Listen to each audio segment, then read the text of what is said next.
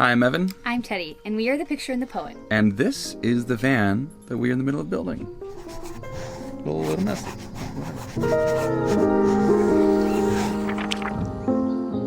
So just a little over a year ago, we picked up the van and we started the conversion process of turning it into a home. Since day one, I've been documenting the build process and sharing little bits here and there on our Instagram, Lost in Plum.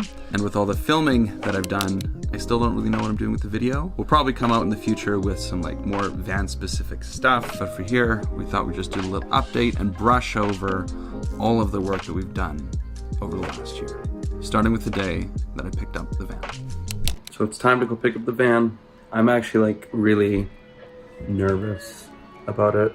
It's there's a big side of me that just keeps saying you have no idea what you're getting into, which is probably true. Ceremonial purpose. Thank you. Look a little bit. This is weird. Doesn't it feel a little weird?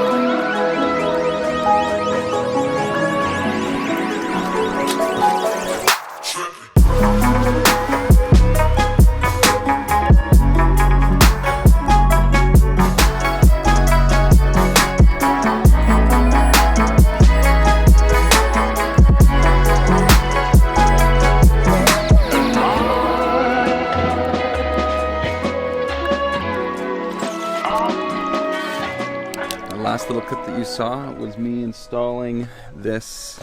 That is a 12-volt socket, so that when we're out here having a little barbecue and got some music playing and someone needs to charge their phone or charge a device. I also installed a electrical outlet here so that if we need power outside, it's easy to access. But let's go back inside the van and talk a little more. We thought that we would have had the van done months ago, but deadlines keep getting pushed, life keeps happening, the build keeps getting more complicated. I'm not really sure when it's going to be done, hopefully next month, but I've been saying that for months, so we'll see. Let's just take stock of where we're at and see what's left to be done. So first let's explain my mess. The kitchen countertop has basically become my workspace. I have a bad tendency to overcomplicate things, and so I'm working with little devices and relays and switches to automate certain systems in the van, but these little ideas to make things just a little bit better take way longer. The thing that I'm most proud of is installing this countertop. It is just so beautiful, and I'm so proud of it. We have the sink installed with plumbing, so all that we really need to do is add some taps, and that's good. Plumbing drainage for the bathroom installed, so once water flows there, it'll go to the gray tank. That's good. Once this wall is secured, then we need to build the bench seat for the dinette. I have a Lagoon table mount coming. It's this little swivel table mount, and we can install that and install the table there. We need to install upper cabinets for storage here. We also have upper cabinets here going all the way to the back. Those need to be built and installed. And then there's all the tiling and the finishing in the van with the fixtures, finishing this transition piece up here. So that includes this here is going to be complicated. Finishing this here is going to be a little complicated. Finishing This back angle up here is going to be complicated. Sorry, I can't do that right now. Yeah. Finish up the plumbing on this side, then work on the cross beams. Once the cross beams are connected, then I can connect some of these systems. So the very last thing that we'll be doing in the build is installing the bed. Because once the bed is installed, it takes away our passage from the back to the front. Going to add a shiplap headboard here and shiplap finish along the ceilings. This is tongue and groove. I'm just gonna add a little bit of a 1/4 inch strip to give it the shiplap look. But then, once the van is done, what are we gonna do with it? The first question that we get asked when we tell people about the van is, where are you going to go and what are you going to do with it? And our answer for the longest time has been, I don't know. And I still think that's the answer.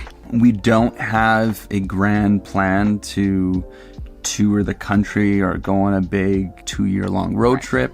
Our goal is to integrate it with our lifestyle. So we're still going to be keeping our house, turn most of that into just like a business headquarters, a place that we can come back to when wedding season around Winnipeg is at its peak. Keeping the house has its good purpose for business, a good place to meet people. Overall, like, our plan is even more, I don't know, because of COVID, because, we can't really travel province to province even, or country to country. We really have the idea to use it as like an adventure vehicle when we go to people's cottages in Manitoba, go to people's houses. Even we have friends that live in Gimli. We'd love to take our van there so that we don't, sleep on their couch. Instead, we sleep in our house. All these things we're kind of trucking back and forth to places, and it'd be super awesome if we could just truck our house there. And the way that we designed and built this van, it is made to do 3 things really well. Give us a really comfortable sleep, give us a really comfortable place to work, and give us a comfortable place to make food. Oh, it's raining. Okay, that's another part about being in a van that I love. Hearing the rain pitter-patter on the roof. It's my favorite. There's the glamorous part of living in a van, but then there's the less glamorous part where, we'll have a composting toilet. Every 2 days, we'll need to manage that, and every month we'll need to manage, emptying the solids bin of the composting. I'm gonna put it on the internet. We're gonna capture it. We're gonna put us emptying our poop bin on the internet. I don't know. One of the other new challenges is going to be figuring out how to fit Lola into it. We did not know She she just looked looked at us. We didn't build this van from the beginning with her in mind because she wasn't around.